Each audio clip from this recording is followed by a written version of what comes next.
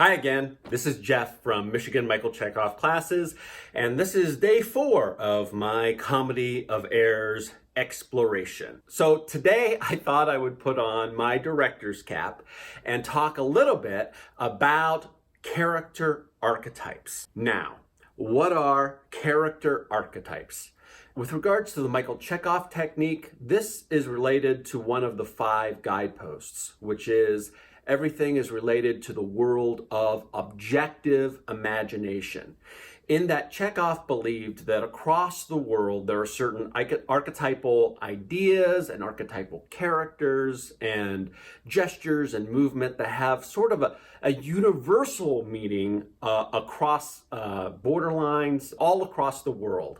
And for example, if I think of hero, which is a character archetype, my idea of hero would, generally speaking, in a very broad sense, be the same as a person in England's idea of hero, as a person in Russia's idea of hero, and a person in China's idea of hero, and a person in Africa's idea of hero. We all know what a hero is, and we all, generally speaking, know what a villain is.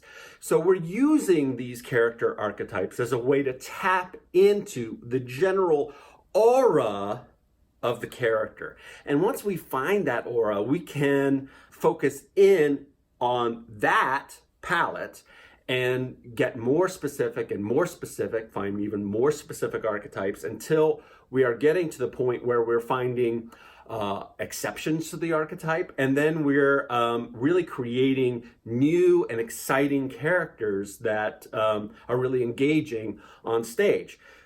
It helps for the director to understand each of the character archetypes he's dealing with, just so that he can, or that I can, really focus in on the story. So if I know where each person lies in the story generally, it really helps me to create a very clear story for my audience. So the archetypes that I generally use are the 5 most common story archetypes. These are found in most of literature in one way or another. In fact, you can probably take most of the characters that you ever come across in literature and plays and film and sort of put them into one of these 5 categories. Are there exceptions?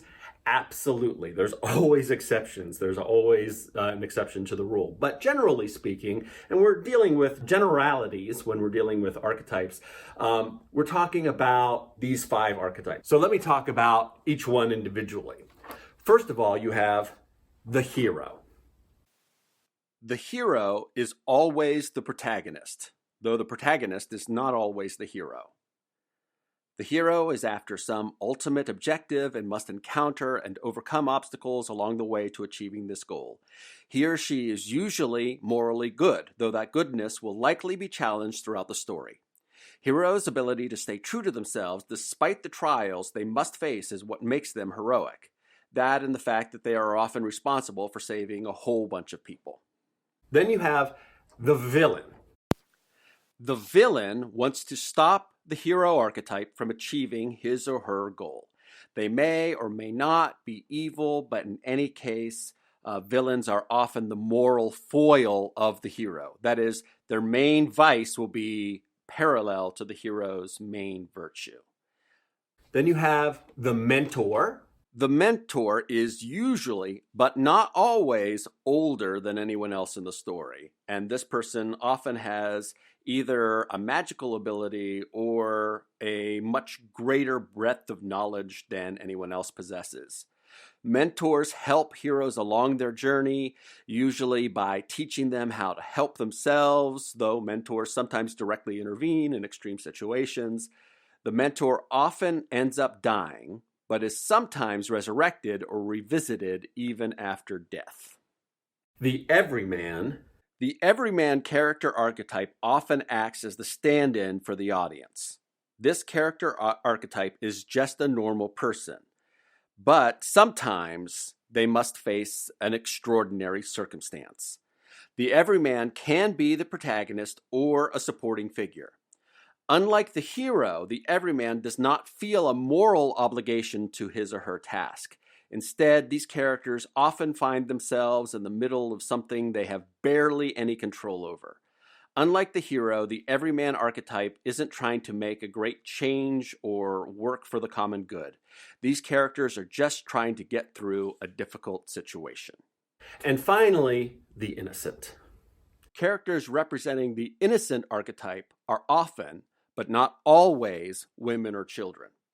These character archetypes are pure in every way. Though often surrounded by dark circumstances, the innocent archetype somehow has not become jaded by the corruption and the evil of others. These character archetypes aren't stupid, they're just so morally good that the badness of others cannot seem to mar them. So now that we've identified all 5 of these archetypes, I'm going to take you to a screenshot of my computer as I try to put each of these characters from Comedy of Errors into each category.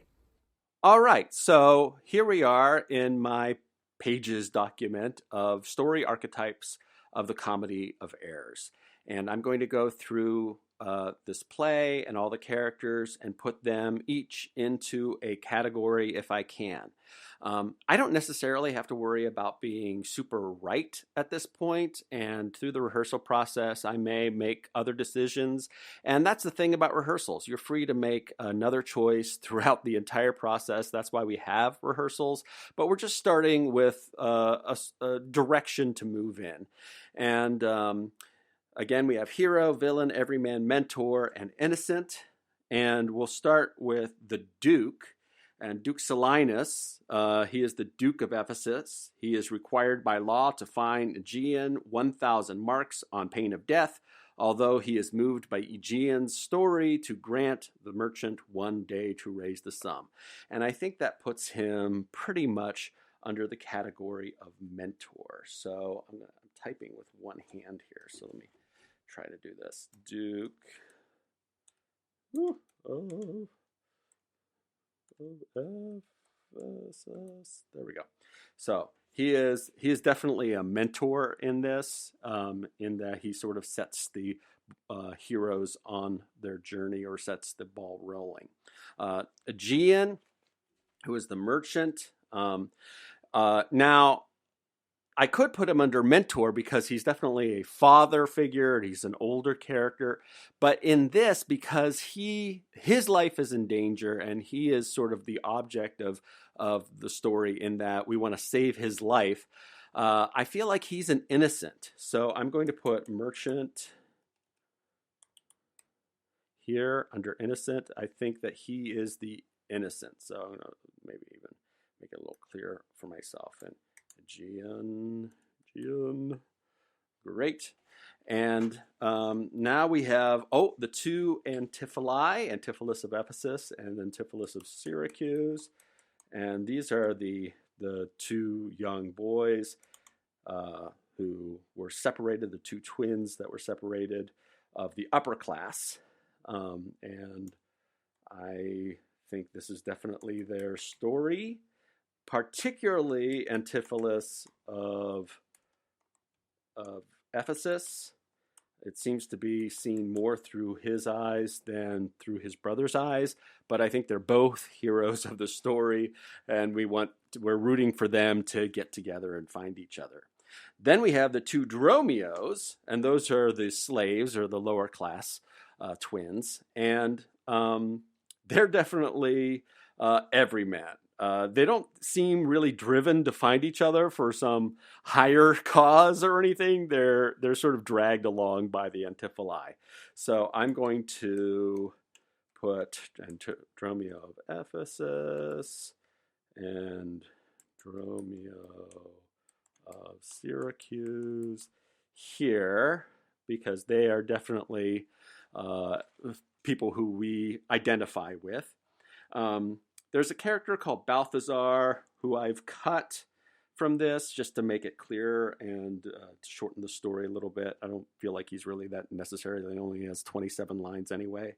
But there's Angelo. Angelo is a goldsmith. He is shocked when Antipholus refuses to pay for the gold chain he just delivered to him. And he might be an everyman, but I think because he's working against the two Antipholi, particularly Antipholus of Ephesus, I think Angelo is a villain in the story.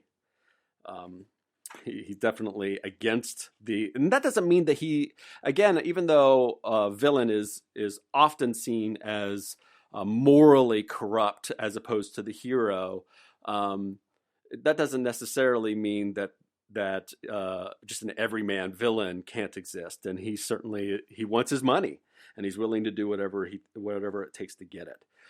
There's the first merchant, the second merchant. I don't think we need to explore them very clearly. There's Pinch. Now, who is Pinch? Pinch is a schoolmaster. He performs a ludicrous exorcism on the abused Antipholus of Ephesus, noting that the fiend is strong with him. And I think Pinch is definitely one of the villains.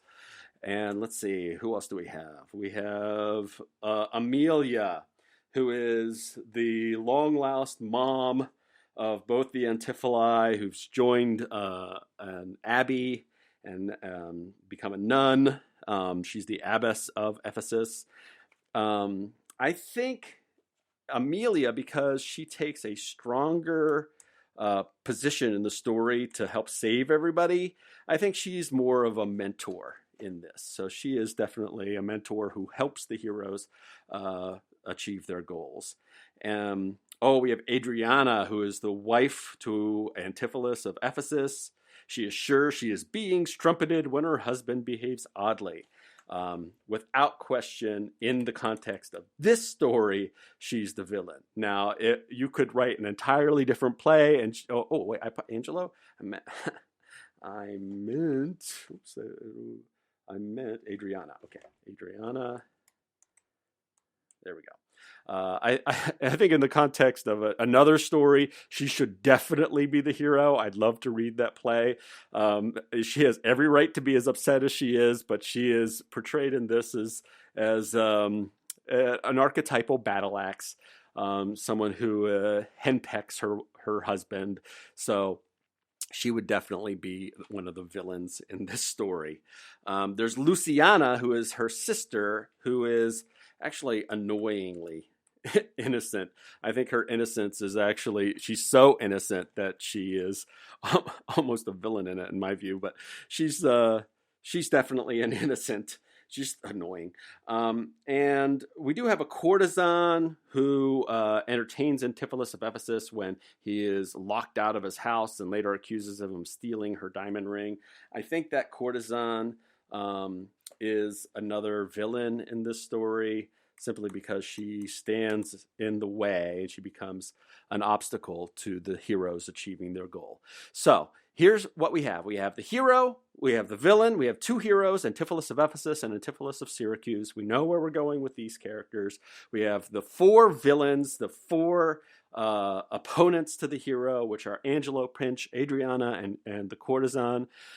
We have the two everymen, which are Dromio of Ephesus and Dromio of Syracuse, and they are super everymen.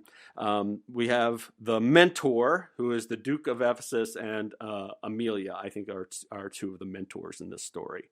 And we have two innocents, which is the merchant Aegean, who is going to die unless he is saved, and Luciana, who is the ideal woman of the Elizabethan age, which is quiet and demure and shy and all that very funny nonsense. So that is story archetypes. I'm going to get into a more detailed archetype of Aegean tomorrow. If you like this video, please physically like it, push that button. Please share this with your friends. I'd love to have them along the ride to this journey. Please comment and subscribe if you're on YouTube, and we will see you very soon.